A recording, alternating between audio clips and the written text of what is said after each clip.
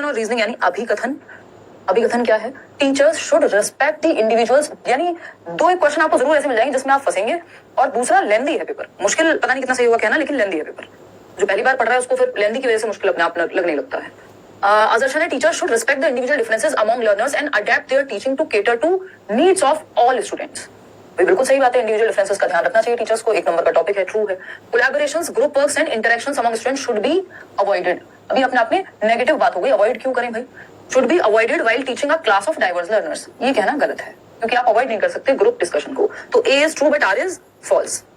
ए जो है वो कथन सही है बट आर सही नहीं है। सिंपल बात, व्यक्तिगत विभिन्नताओं का सम्मान करना चाहिए, ठीक बात है, लेकिन शिक्षकों को विविध पृष्ठभूमि के विद्यार्थियों के बीच चर्चा नहीं करानी, ये गलत है। तो ए सही है लेकिन आर गलत है। ये जो सेट है आई थिंक के है, हाँ, पेपर 2। देखिएगा second question. Thank you Shariq, आप सभी को होपफुली हेल्प मिली ही होगी, उस बात में तो कोई संशय नहीं है। क्वेश्चन नंबर 2 देखिएगा एक बार। ये कहता है, यहाँ ये दिख भी नहीं पा रहा होगा, थोड़ा सा क्वेश्चन दिख ही नहीं पा रहा, नहीं तो बहुत छोटा हो जाएगा। हाँ, क्वेश्चन नंबर 2 देखना एक बार। क्या कह रहा है क्वेश्चन नंबर 2? अ की कॉमनैलिटी इन पियाजे एंड वाइगोस्कीज थियरी। पियाजे और वाइगोस्की की थियरी में प्रमुख समानता क्या है? अब समानता यही है कि दोनों रचनावादी हैं, तो बच्चे को रचना करने पे, एक्टिव रखने पे ही फोकस कराएंगे, सिंपल बात। कंस्ट्रक्टिविस्ट लोग हैं, एक रेडिकल है, एक सोशियो है, जो लास्ट वाला सेशन था उसमें भी बताया था। Involvement and engagement of children in their own learning, के बच्चों को इन्वॉल्व रखने की बात करते हैं, दोनों ही एंगेजमेंट की बात करते हैं। Role of centre in cognitive process. देखिए, कॉग्निटिव कल्चर को जो है सेंटर में रखना नहीं, सिर्फ वाइगोस्की रखते हैं, पियाजे नहीं रखते। उनका जो रिलेशनशिप है लैंग्वेज और थॉट को लेकर, भाषा और विचार को लेकर एकदम अलग है, ठीक। Focus on stage like progression in children, stage की बात पियाजे करते हैं, वाइगोस्की नहीं करते हैं। तो एक ही कॉमनैलिटी है यहाँ पे इन 4 ऑप्शंस में, बच्चों की स्वयं की शिक्षा में संलग्नता, कि बच्चा एक्टिवली सीखे, चाहे वो समाज के साथ, चाहे वो एक्टिविटी करके, बट एक्टिव तो होना पड़ेगा उसको। क्वेश्चन नंबर 3 देखिएगा एक बार, ये क्या कहता है भाई? क्वेश्चन नंबर 3 क्या कहता है, फटाफट से देखेंगे।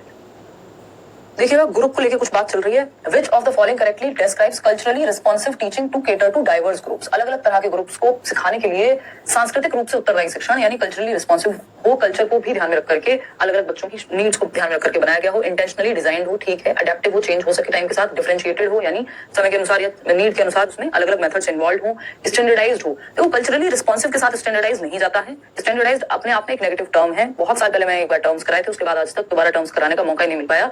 और ये बात मैं आपको हमेशा कहती हूँ कि जब भी आप टर्म्स के बेसिस पे याद कर रहे हैं, यानी जिसको हम पॉजिटिव नेगेटिव वर्ड कह रहे हैं, कुछ लोग टैग वर्ड कह देते हैं, मैं टर्म्स कह देती हूँ, इनको कभी भी आइसोलेशन में रट्टे नहीं लगाने चाहिए। अगर आप कॉन्टेक्स्ट नहीं समझेंगे कि स्टैंडर्डाइज्ड वर्ड किस कॉन्टेक्स्ट में यूज हुआ है, तो क्वेश्चन गलत होने की संभावना हो जाती है। अब स्टैंडर्डाइज्ड को पॉजिटिवली देखा जा सकता है, जैसे आपका स्कूल का टाइम टेबल, आपके स्कूल की यूनिफॉर्म, आपके स्कूल के जो मैथ्स का सिलेबस है, तो देखा जाए तो सबके लिए सेम ही है। लेकिन यहाँ पे मुझे जो लगता है कि फाइनली ये लोग नहीं इसको लेंगे, नहीं तो इसको पॉजिटिव देखा जा सकता है अगर हम डिटेल में जाएंगे तो। हम फर्स्ट सेकंड 3 के साथ ही जा रही हूँ, 1% चांस है कि इसमें बोर्ड जो है कंसिडर कर ले स्टैंडर्डाइज्ड को, बट क्योंकि ये क्वेश्चन जिस तरह से पूछा है तो वो करेगा नहीं, आंसर आपका फर्स्ट सेकंड थर्ड ही रहेगा, इसमें टेंशन नहीं लेनी, उसके बारे में चर्चा कभी और कर लेंगे डिटेल में, बट हाँ उसको पॉजिटिव बनाया जा सकता है। क्वेश्चन नंबर 4 डिपेंड करेगा लैंग्वेज क्या यूज हुई है पेपर में।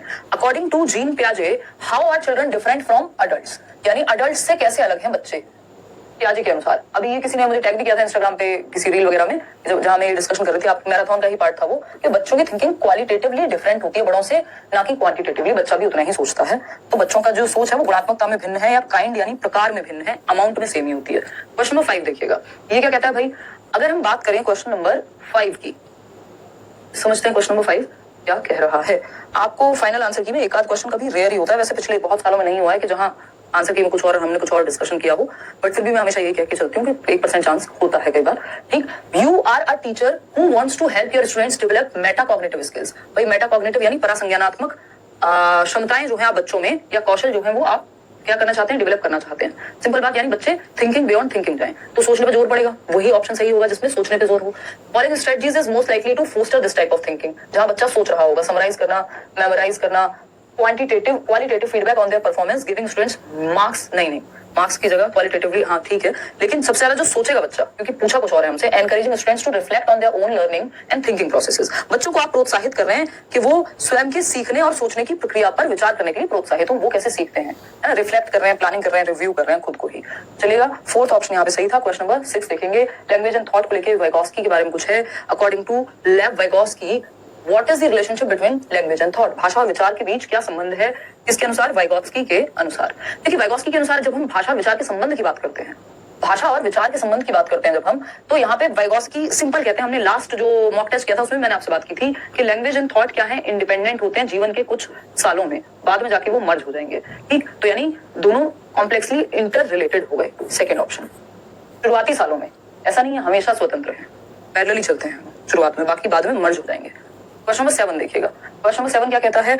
A teacher asks herself, how can I provide experiences that require students to classify different types of objects in the environment and analyze their classification schemes? Which intelligence is she trying to promote in students?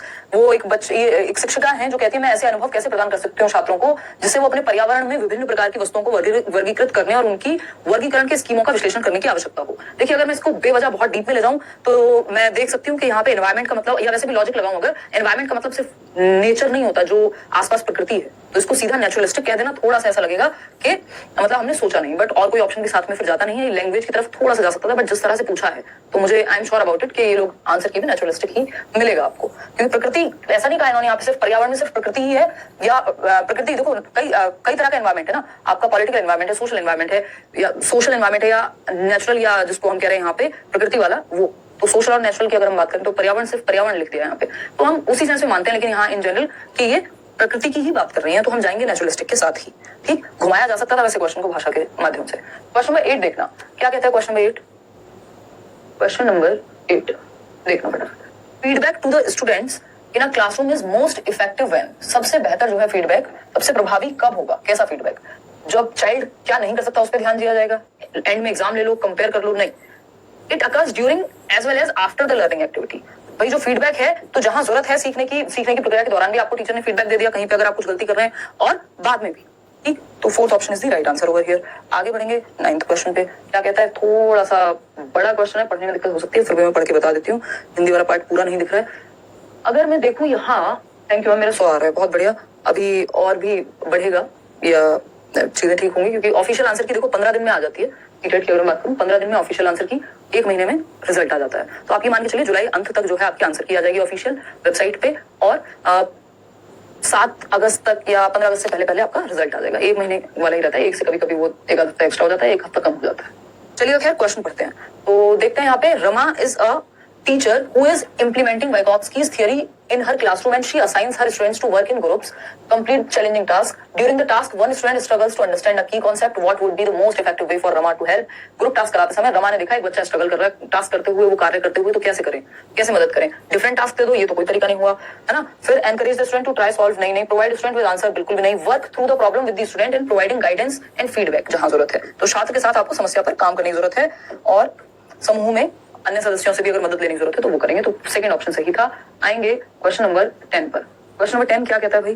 Question number 10 कहता है, question number 10 क्या कहता है? Question number 10 कहेगा, change and stability in emotions, personality and social relationships together constitute. यानी change किसमें? Stability in emotions, personality and social relationships. भावनाओं, व्यक्तित्व और सामाजिक संबंधों में परिवर्तन और स्थिरता किस विकास में शामिल है? देखिएगा, ये सुनने में आपको ना इसमें जो आंसर होगा ऑफिशियली वो भावनात्मक ही होगा, है ना। I am sure about it, मतलब I am quite sure about it. बहुत ही, अगर हम वैसे देखें तो इसमें 2 आंसर और हो सकते हैं। अगर आप आंसर की को भूल जाएं तो इसमें फिर तो साइको सोशल के साथ भी जाया जा सकता है, पर्सनैलिटी के साथ भी जाया जा सकता है, बट वो सेंस नहीं बनाएगा, उसके बहुत सारे रीजंस हैं।